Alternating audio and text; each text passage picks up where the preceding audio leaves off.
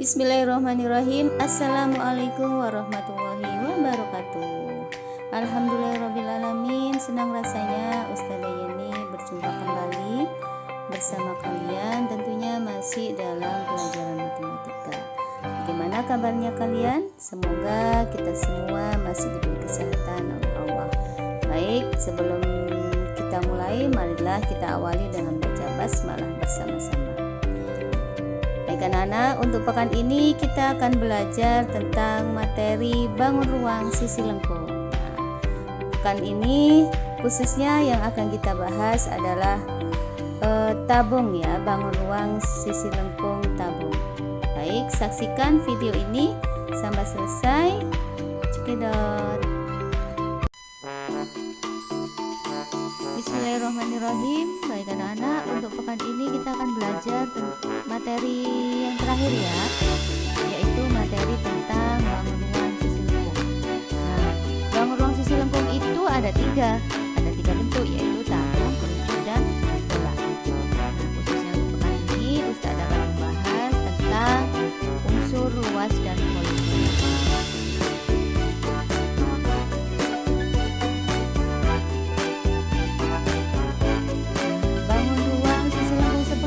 Menuju ke pengertian tabung, kita harus tahu apa sih bangun ruang sisi lengkung. Bangun ruang sisi lengkung itu merupakan bangun ruang yang mempunyai sisi lengkung. Jadi sisinya itu ada, salah satu sisinya itu berbentuk lengkung ya. Nah, untuk tabung sendiri itu merupakan bangun ruang 3 dimensi yang mempunyai tutup dan alas yang berbentuk lingkaran dengan memiliki ukuran yang sama. Jadi alas dan tutupnya itu berbentuk lingkaran, ukurannya sama persis dan diselimuti oleh persegi panjang. Nah, di sini ada 3 gambar yang Ustazah sertakan. Yang warna kuning ini kerucut, kemudian yang warna hijau ini bola, dan yang warna oranye ini adalah tabung.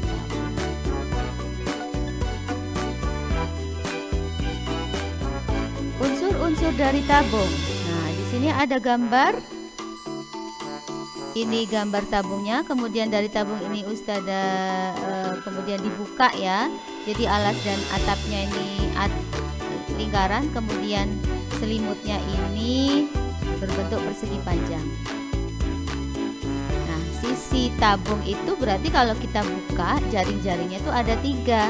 Tabung itu memiliki 3 sisi yang berbeda, yaitu sisi atas atau tutup, kemudian sisi bawah atau alas. Nah, ini sisi atas sama bawahnya sama bentuknya. Kemudian sisi lengkungnya ini kalau dibuka berupa persegi panjang. Nah, sisi lengkungnya ini dinamakan selimut tabung.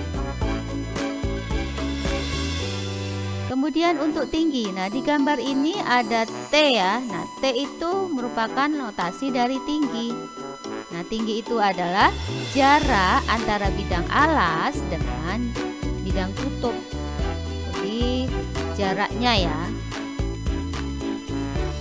Kemudian jari-jari. Nah, di sini ada R. Nah, R ini merupakan simbol dari jari-jari. Nah, jari-jari itu merupakan setengahnya dari diameter.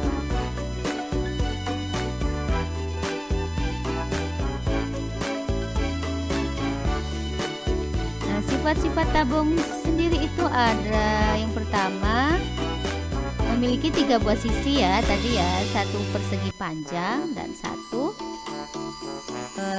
2 lingkaran. Lingkarannya itu atas dan atas dan atas. Kemudian sifat yang kedua, tidak memiliki titik sudut dan rusuk karena berupa sisi lengkung ya.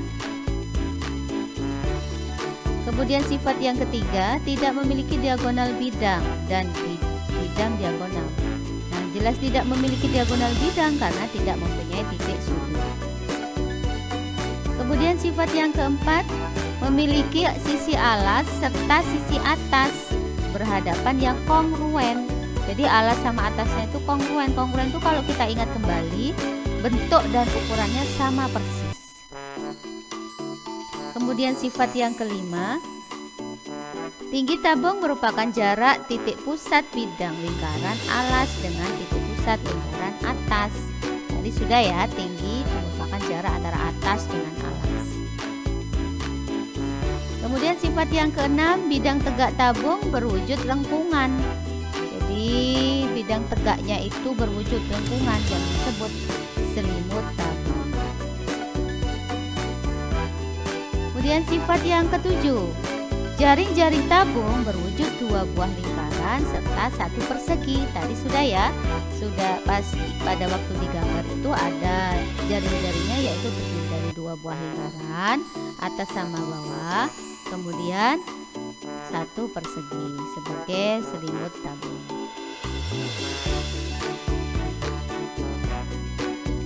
Selanjutnya, luas permukaan tabung. Permukaan ini artinya sama dengan sisi, anak-anak. Jadi kalau kita lihat gambarnya tadi kan dan sifatnya tabung itu kan mempunyai 3 sisi, kan? Gambarnya 3 sisi ya dari jaring-jaringnya. Ada sisi atas dan bawah itu berupa lingkaran. Kemudian sisi tegaknya itu berupa persegi panjang. Nah, jadi luas alas dan luas tutupnya ini kan sama ya, yaitu berupa lingkaran. Nah, luasnya lingkaran kan pi r kuadrat. Kemudian luas selimutnya itu berupa persegi panjang. Nah, persegi panjang itu kalau kita tahu luas persegi panjang itu kan panjang kali lebar. Nah, panjangnya ini berupa dari keliling alas, keliling lingkaran ya. Keliling lingkaran itu kan 2 pi r, sedangkan lebarnya itu merupakan tinggi. Jadi luas selimutnya itu adalah panjang kali lebar, yaitu panjangnya 2 pi r, lebarnya t, jadi 2 pi r t. Nah, jadi kesimpulannya, luas permukaan tabung adalah luasnya atap yaitu pi r kuadrat ditambah luasnya selimut 2 pi r t ditambah lagi luasnya alas yaitu pi r kuadrat, atau bisa disingkat menjadi 2 pi r dalam kurung r plus t. Nah, anak-anak, kalau dalam soal nanti jika tidak ada keterangan, maka tabungnya itu jelas yang dimaksud adalah tabung tertutup. Jadi luas semuanya itu ditulis ya, yang tadi ya 2 pi r dalam kurung r plus t. Tetapi di dalam soal jika ada keterangan, jika tabung tanpa tutup, maka perhitungannya hanya menggunakan luas alas dan selimut saja. Nah, anak-anak, ini Ustazah berikan contoh. Yang pertama, sebuah tabung mempunyai tinggi 21 cm dan jari-jari alasnya 6 cm. Tentukan luas selimut tabung. Nah, sebelumnya kita tulis dulu apa sih yang diketahui di sini ya. Berarti ada tinggi 21 cm, kemudian ada jari-jari 6 cm. Nah, luas selimut masih ingat apa tadi? 2 kali pi kali r kali t ya.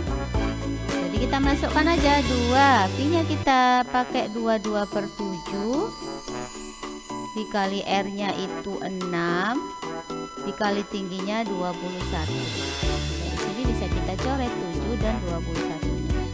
Di sini 1, di sini 3. Nah, selanjutnya 44 dikali 18. Tadi hasilnya berapa? 792. Satuannya adalah cm persegi. Jadi luas selimutnya sudah ketemu, yaitu 792 cm persegi. Baik, selanjutnya untuk contoh soal yang kedua. Berapakah luas pelat yang dibutuhkan jika akan dibuat sebuah drum tanpa penutup dengan tinggi 1,5 meter dan diameter 1,4 meter? Jadi di sini ada keterangan tanpa tutup.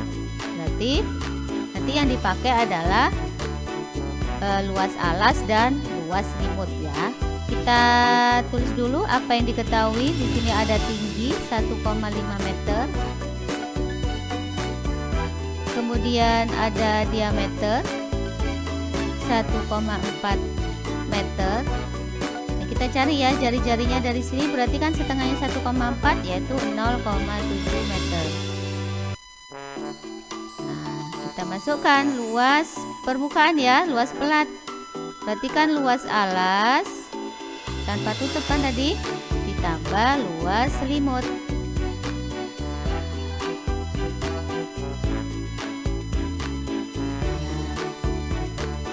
Kita tulis ya, luas alasnya itu berarti kan pi r kuadrat ditambah luas selimutnya 2 kali pi kali rt.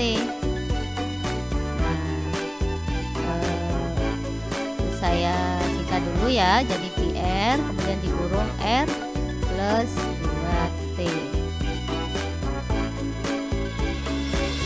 Kita masukkan anak-anak. Ustazah pakai pi-nya adalah 2/7 dikali r-nya yaitu 0,7 kurung 0,7 ditambah 2 dikali tingginya 1,5. Kita coret ya ini ya. Nah, berarti hasilnya 0,1 ya. Berarti 22 dikali 0,1 dikali yang dalam kurung hasilnya berapa?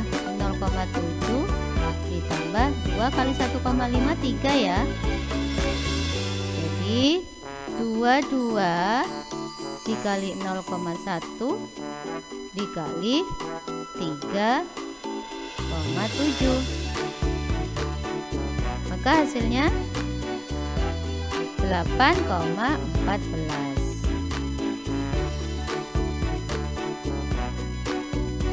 meter persegi.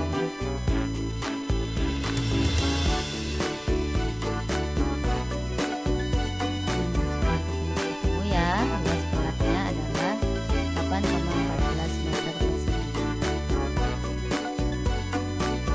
Untuk selanjutnya yaitu volume tabung. Volume tabung ini, nah tabung itu bisa kita pandang sebagai prisma. Kalau ingat prisma itu mempunyai atap dan alas yang berbentuk sama. Nah, kalau tabung kan alas dan atapnya sama ya, yaitu berbentuk lingkaran. Kalau kita lihat volumenya berarti luas alas dikali tinggi. Volume prisma kan luas alas dikali tinggi, alasnya berbentuk lingkaran yaitu pi r kuadrat dikali t.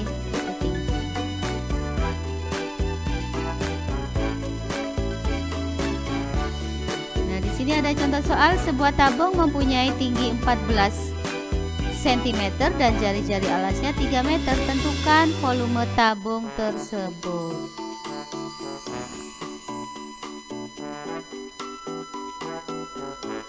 Nah, kita tulis dulu apa sih yang diketahui ya di sini ya. Ada tinggi yaitu 14 cm. Kemudian ada jari-jari yaitu 3 cm. Nah, yang ditanyakan adalah volume. Volume tadi kan rumusnya luas alas dikali tinggi. Begini ya. Nah, luas alasnya kita masukkan berupa lingkaran yaitu pi r kuadrat dikali t. Kita masukkan pi-nya digunakannya 22/7 dikali r kuadrat berarti 3 kuadrat ini ya, dikali 14 tingginya. Nah, kemudian ada coret ini 7 dengan 14, di sini 2, di sini 1. Maka 22 dikali 9, 3 kuadrat 9 ya, dikali 2. Perhatikan 22 dikali 18.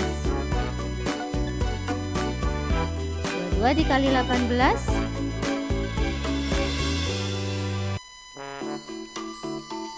adalah 396 cm pangkat 3 atau cm kubik karena satuan volume ya.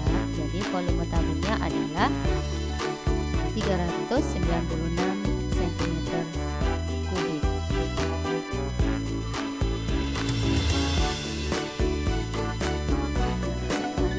Ini contoh soal yang kedua.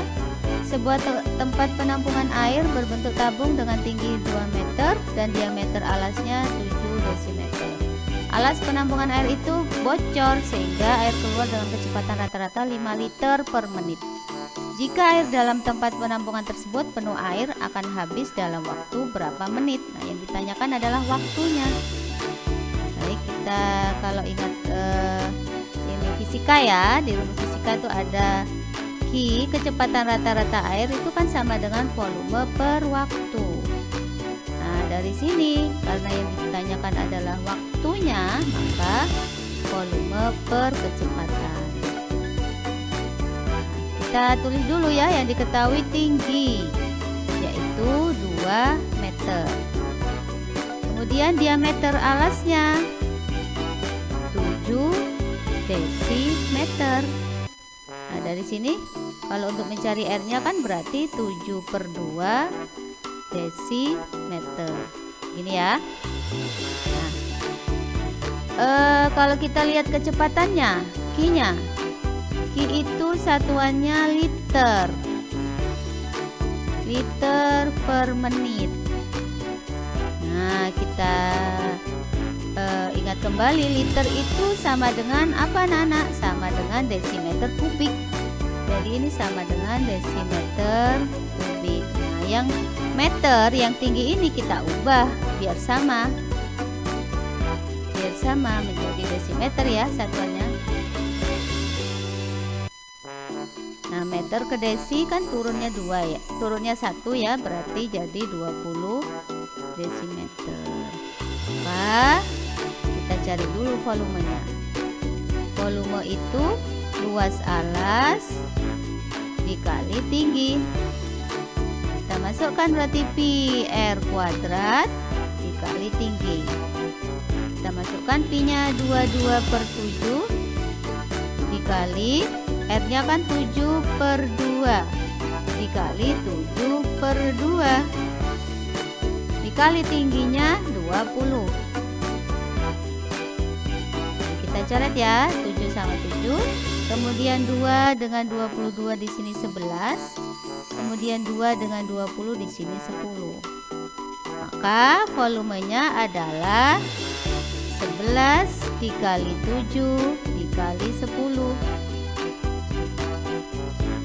Berapa jadinya? 770 desimeter pangkat 3 atau 770 liter.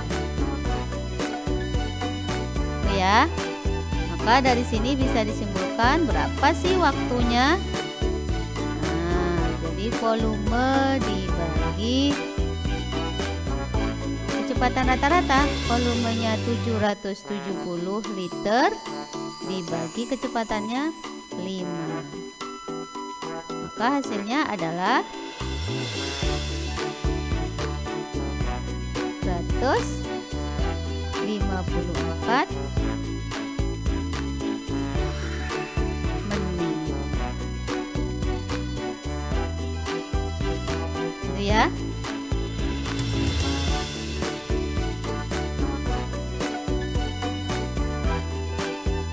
Jadi waktu yang dibutuhkan sampai air itu akan habis dalam waktu 154 menit.